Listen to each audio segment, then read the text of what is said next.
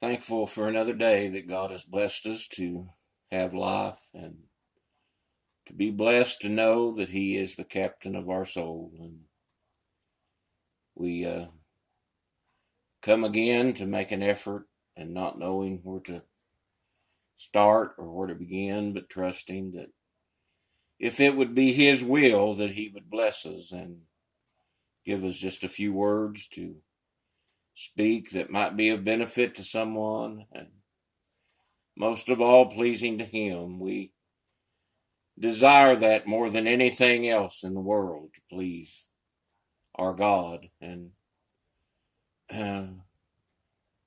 we know that it's impossible. The Bible says to not be a man pleaser. That's impossible to do. You'll make some happy and you'll make others mad, and the best you can do, you won't be able to please all of them.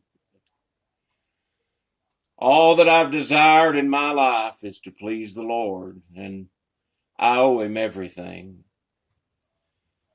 Somebody might say, well, what do you mean you owe Him everything? Because when I was 18 years old and found myself lost and undone, just out of high school and trying to figure it all out, and I remember on my graduation night, my parents, they tried to make a nice little party for my graduation with just my family and cake and all like that. And I remember in my graduation when my classmates all were filled with joy, and they threw their hats up in the air and I threw mine along with them, but I didn't feel joy. I remember coming home and Mom had made a little preparation to celebrate, and I tried for a few minutes. But in a little while I went into my bedroom and I laid across my bed and I said, oh God, what am I going to do with my life? Where do I go from here? There might be somebody out there that will hear this that finds yourself in the same place. Where am I headed to? What am I doing with my life here? And let me tell you something, folks. If you want everything else in your life to go okay, get this one thing right. Make things right with the Lord. And I promise you this much, just like that He did me when I was 18 years old. I asked the question, I began to inquire, yes, God, what am I going to do now? Yes, what? He'd made His appearance to me. Yes, and God sent a man, yes, that had words, yes, to preach to me, yes, that broke my heart in two, yes, and I heard from a far city, yes, I heard, yes, the message, yes, and my heart, yes, was broken, yes, and I became, yes, like, yes, in the scripture, yes, He said, I went about the city, seeking Him, whom my soul loveth, yes, what is that city that He speaks of, yes, He, yes, send me looking about the church, yes, of the King, yes, I I went about the city, searching, yes, for him, whom, yes, my soul loveth, yes, and what did I find there? Yes, I found a watchman, yes, let me tell you something, yes, you'll never have, a truer friend in this life, yes, than, yes, the watchman, yes, the old preacher, that will tell you the truth, yes, yes, and point you, not to himself, yes, but point you, yes, to King Jesus, yes, I went about the city, seeking him, whom, my soul loveth, yes, and then I came to the watchman, and what happened, yes, yes, the watchman, he smote me, and he removed, the veil from my face, yes, yes, and, I remember well, yes, the day, yes, in the back of the Hickory Grove Church House, yes, yes, when the watchman smote me, yes, and my heart, was broken too, yes, yes, this dear brother, yes, in the stand, yes, yes, I felt like, he was talking right to me, yes, I felt like, yes, that he, yes, had my number for sure, yes, yes, and when he'd take his arms, and he'd string 'em out wide, yes, and let out a beautiful sound, I'll tell you folks, there's nothing like the sound, yes, of the gospel, yes, yes, and when he swing that arm, it reached clear back, out of where I was sitting, yes, and it smote me, yes, yes, and, I removed the veil, from my face, well, what does that mean, yes, oh, it revealed me, for just what I was lost, I was undone, I couldn't hide, behind the veil anymore, no, yes, in front of my friends, in front of my family, there I stood, with my heart broken in two, and the veil removed, yes,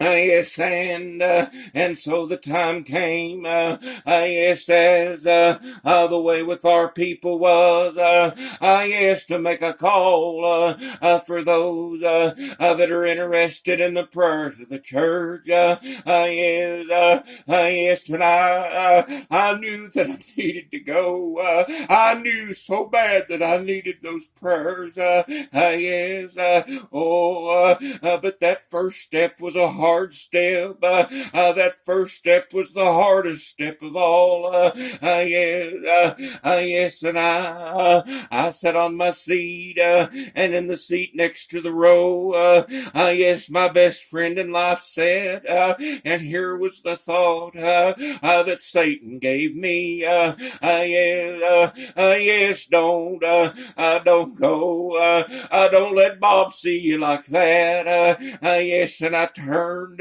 I looked at Bob, and he was weeping, yes, I always teased him, yes, yes, when I talked about this, and I'd say, he wasn't just crying, it was a big old ugly cry, yes, yes, and there we sat, both of us, I would have done anything for each other, but we couldn't do nothing nothing for one another now.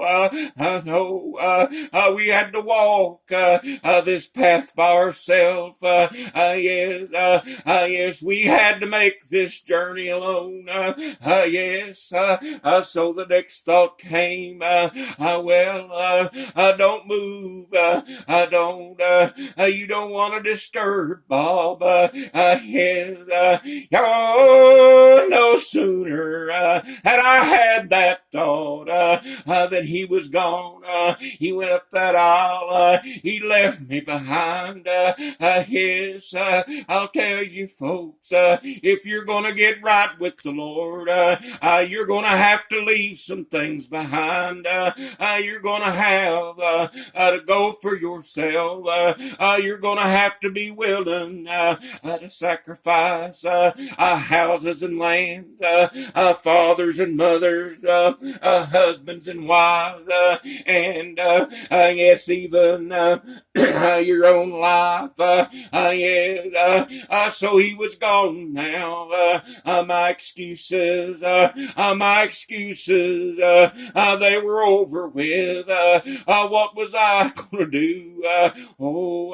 I remember stepping out, yes, in that long aisle, and here was a thought that I had. Yes, it looked to me like yes, that church house was 20 times longer than it had ever been before. But I made that first step, and I couldn't even lift my head when I got to the brother. When I got to him, I couldn't look at him in the eye. Why? I was lost and undone. I was ashamed. I felt like the old leper, unclean. Here I stood, an 18-year-old boy, lost. But I'd made a start. But Satan was right there, yes, to discourage me. When I got back to my seat, he said, "Now you've done it. Your mom and your dad has seen you. Everybody has seen what you've done. Everybody's watched you. And when you get out to the car, your mom and dad's going to want to talk to you about this.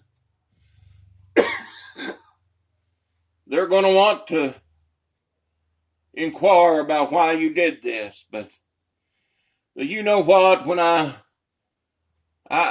went to the car and I dreaded it, and I got in the car to go home, and my dad and my mom, they never said one word. They never mentioned anything about it. Why? They'd both walked that journey. They both knew that all the talking in the world wasn't going to help. But I promise you this much. I believe with all my heart, and if I was to ask them, I'd say it was probably true. Sometime that night before they laid on their pillow, they turned their face to heaven and said, "God, thank you. Thank you for moving in our boy's life. Oh, it wasn't an easy journey. Yes, it'd be some time before that. Yes, that was in the spring, and it was the fall. In late October, before I finally made it, Bobby, my buddy, he was ahead of me every step of the way. Yes, at the end of August, yes, he was converted. Yes, and his mom called the house. Yes, and asked to speak to my mom. I answered the phone. Yes, and when I listened just a little bit, when Mom picked up the other phone, yes, and she, yes, she said Bob was converted, and she said, I hope your boy is next. Oh, you talk about a lonely feeling. You talk about feeling, yes, empty. Oh, I begin to cry. I continued to look, yes, about the city, seeking him, whom my soul loveth. Yes, I'd experienced the watchman. Yes, he smote me and removed the veil.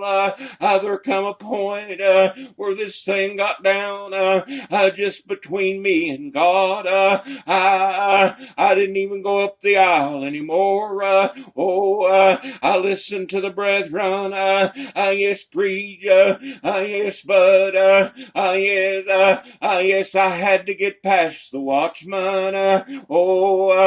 The watchman will go a long way with you, but he can't save you. No, he can't give you what Jesus can. But just a little ways past the watchman,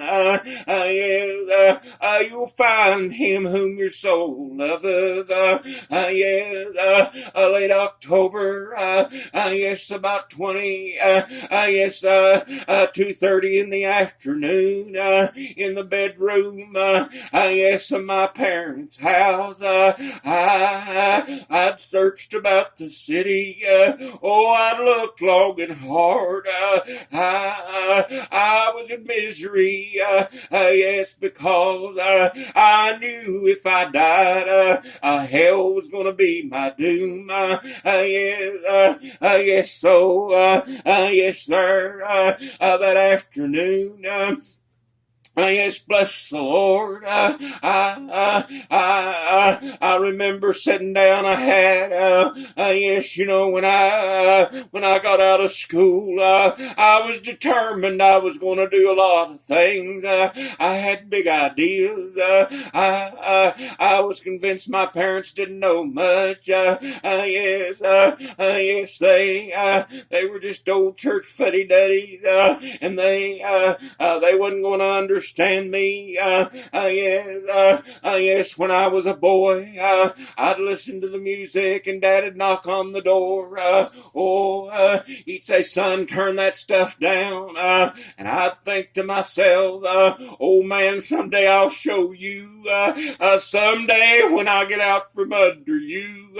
Yes, someday when I'm free, I'll play my music just as loud as I want to play it. If I want to drink a little bit, I'll drink a little bit. I was going to do great things. But let me tell you something. I spin out. I found myself wanting. I was empty and undone. And I needed, I needed Jesus more than I needed to take my next breath of air. So in that same bedroom where I'd plotted my freedom, in that same bedroom, yes, where I said that I was going to do all these other things. Yes, in that same bedroom, I came down low.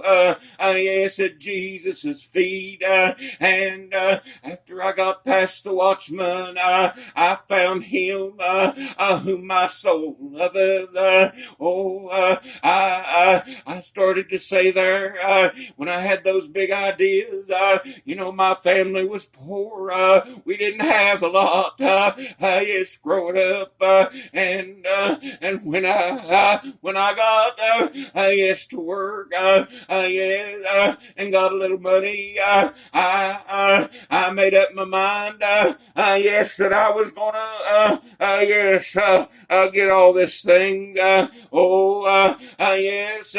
and I bought, yes, a big recliner, yes, and a bedroom suit, yes, and all these things, and there was a chair there in the bedroom, and, yes, and when I got right down to it, here's what happened.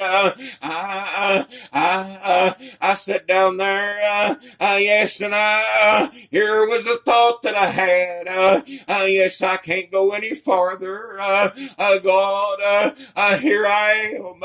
Yes, if you want my life, I just take it. Yes, because I can't live anymore like this. Yes, but I ask you this much. If you take my life, I ask that you give me a home in heaven. That's all I wanted.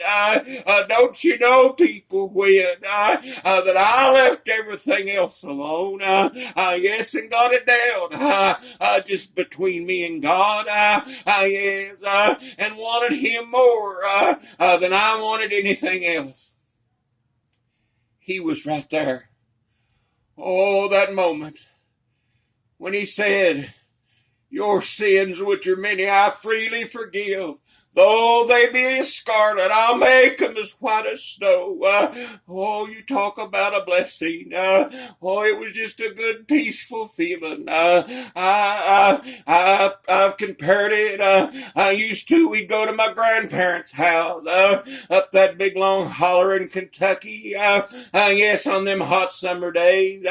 And we'd get out on, yes, on the front porch. Yes, and it'd be so hot and there wouldn't be any air stirring. And then a little bit, you'd see a breeze start to move through the corn. Yes, and blow our way.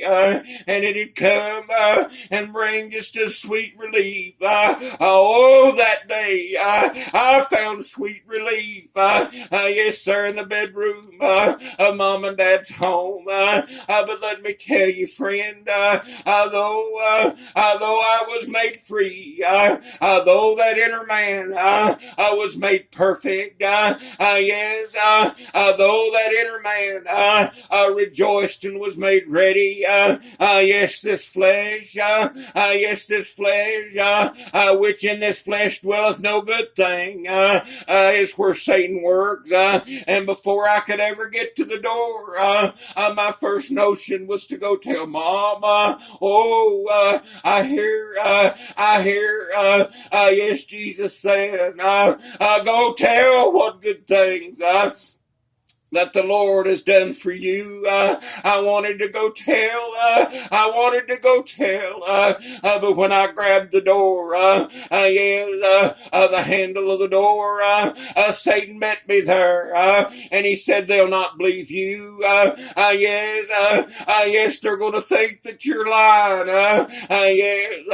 And I got tangled up, yes, for a few days. I got in misery, yes, and after, yes, a few nights, I believe, yes, it was on the Thursday of that week, I'd suffered, and in the early hours of the morning, yes, I promised the Lord, I said, Lord, if you let me live till tomorrow, I'll tell everybody that I could get my hands on, what you've done for me. I still waited up in the day, yes, I was nervous, and I went into the living room and I said, Mom, I gotta talk to you.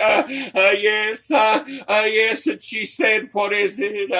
I said, I've got a problem, but it's not really a problem. And I stumbled with my words.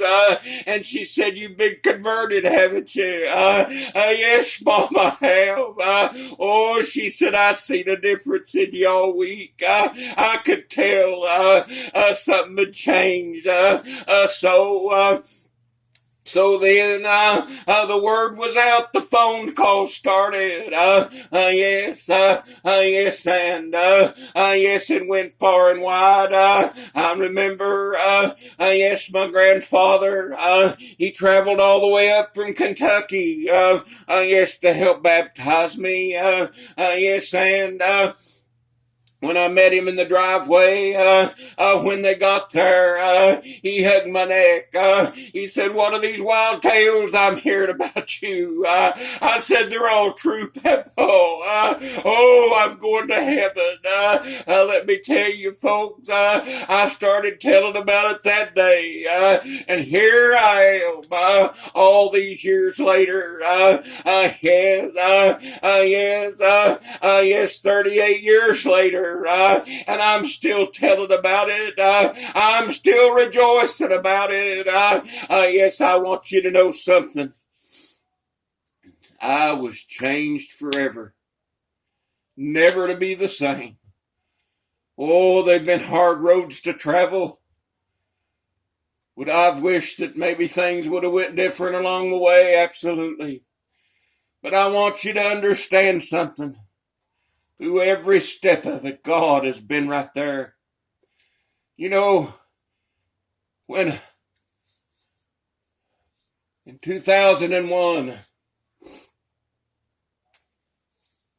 a great trial came in my life, and my daughter, 14 years old, and I was left alone. And when that happened, it was like the world ended, and I cried and cried and cried and cried. And I remember sitting on the front porch of the little house that I lived in there. And I prayed, God, I know your word says that you will never put any more on us than what we can bear. But I said, Lord, I can't bear this. The hurt's too bad. I can't bear it. And he spoke to me true words that day. He said, I will never put any more on you than what you can bear. But people will. And when they do, you come to me. You cast your cares upon me, for I care for you. Let me tell you, folks, today, people will do things to you that will break your heart in two. People will assassinate you with their words. They'll do things that will tear your life apart and break your heart and cause many tears to fall. But when that happens, remember, Jesus said, cast your cares on me, for I care for you. There are things in life that I can't handle. I've went through, and I mentioned this the other day, but probably the last 5 or 6 years since my illness and not taking the stand and the situation I was in, I grieved. I grieved as though someone had died. I'd given up any hope of ever feeling what I'm feeling right now. And I lamented and I cried, and nobody could help me. My wife, she tried. She said, well, you just need to preach to me. And I wanted everything to be just like it always was, but sometimes things change. Sometimes people leave us. Sometimes our loved ones die. Sometimes people walk out of your life and things change. But you got to turn it all over to Him. And He'll take that was meant for evil and turn it for good. So here I am now. The second time I've tried to do this, and the Lord has blessed me. I don't have to ask around. I don't have to have anybody pat me or tell me what a great job I've done. I know when the Lord has blessed me. I know when He's satisfied with what I've said. And it's just a different season and a different time in my life, and I'm leaning on Him. I'm still struggling with it to sit down and make these recordings, and it's different, and not have a congregation and to make myself do it. I had a hard enough time getting into the stand when I was called to it, let alone to make myself do it. But I want to please Him. Before that I started this recording, I bowed my head and said, oh God, I just want to please you. More than anything in this world, I just want to please you. And when I get down to the end of my journey, whenever that'll come, I've been down close to the crossing. I've been down to where all hope was gone, and the doctors would say, that it didn't look good. Called my wife up in the middle of the night out of the hotel and told her to get to the hospital. I was a dying man, but God had mercy. He must have had work still for me to do, and I'm still here. But one day I'll come down to the end of my journey, and when I do, I just want to hear him say, "Come, well done, thou good and faithful servant. You've been faithful over a few things. I've been faithful over everything. No, I fell way short. I made so many mistakes. I wouldn't want to compare with anybody, but I've been faithful over a few things. And God knows my heart. I just want to please him." So, with that, may God bless each and every one that hears the sound of my voice. To you that are soldiers for Christ, march on. It won't be very long that our troubles will be over. It won't be very long before joy comes. And to you that haven't made preparations, I urge you. I'd like for you, I heard my grandfather preach one time, and he said, "What I want you to do sometime before your head lays on your pillow tonight, I want you to take an inventory of your life and see where you stand before your God." Today, people, let me tell you, seek and you shall find. If you want to know what God wants for your life,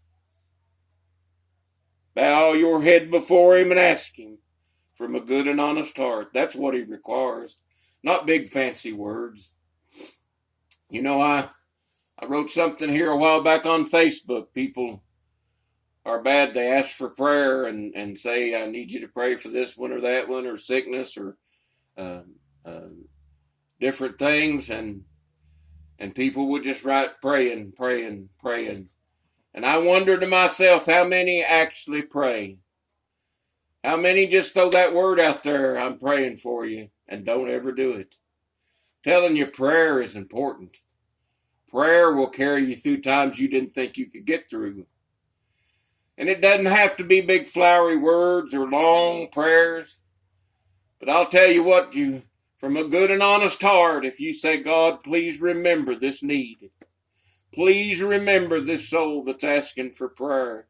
You know, a lot of times my wife, being a nurse, and she'll tell me about patients and things that people are going through, and I'll bow my head and I'll pray, "Oh God, would you bless that person? Would you bless everyone in that hospital and all hospitals everywhere? Bless the nursing homes. Bless all that need prayer wherever they may be." And when you do that from a good and honest heart, I believe God hears prayers. I know he hears prayers because he's heard many of mine. So may God bless each and every one of you is my prayer.